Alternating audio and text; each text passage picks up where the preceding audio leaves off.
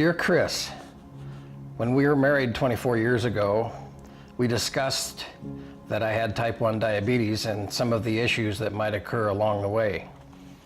Diabetes has certainly brought some challenges. However, 17 years ago, when I had the first of my tumors removed, that changed everything.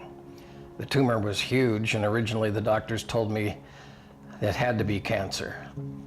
And then we were told it was not cancer.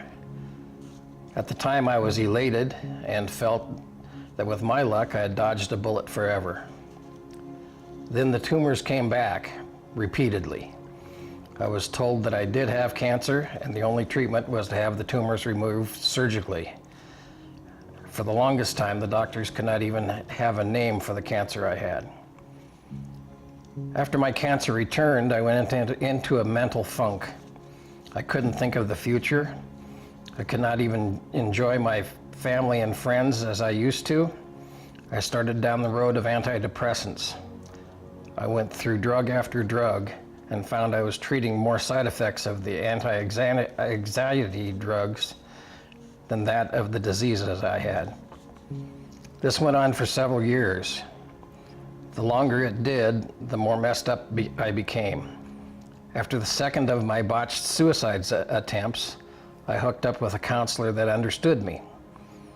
I visited with Meg steadily for a long time, and through it all, she helped me to understand that the real world is where I can find the help that I needed. She taught me about guided imagery and meditation. She taught me that I was in a fight and the stakes were my life. I learned that I could not fight with my mind and body in a fog. I started to seek medical advice and consultations that were outside where I had been before. I found that there are many people that can help if only I ask for it. As my head continued to clear, I find strength in the people that I surround myself with.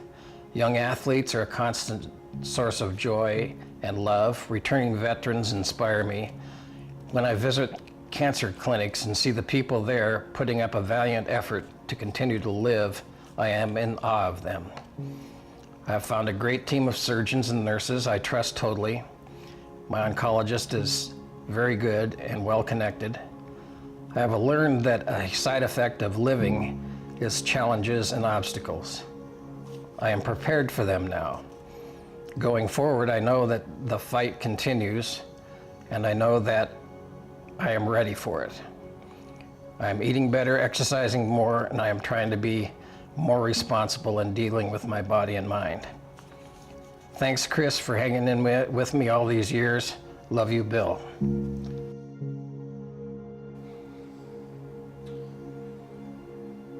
Why did you decide to write your letter today to your wife? Well, you know, in most cases, when you get married, you don't really know what to expect, you know, what's going to come down the pike. But we did talk extensively about my diabetes before we got married. But in that 17 years of cancer experience, Christy's been by my side the whole time.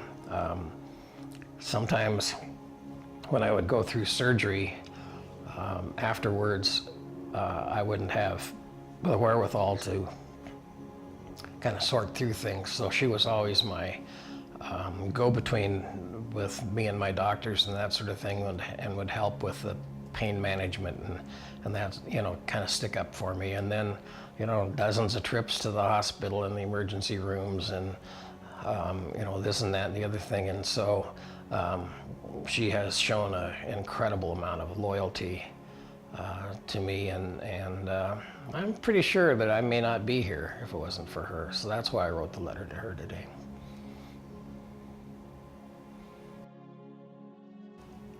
My maiden name is Bill, and this is my 500 mile.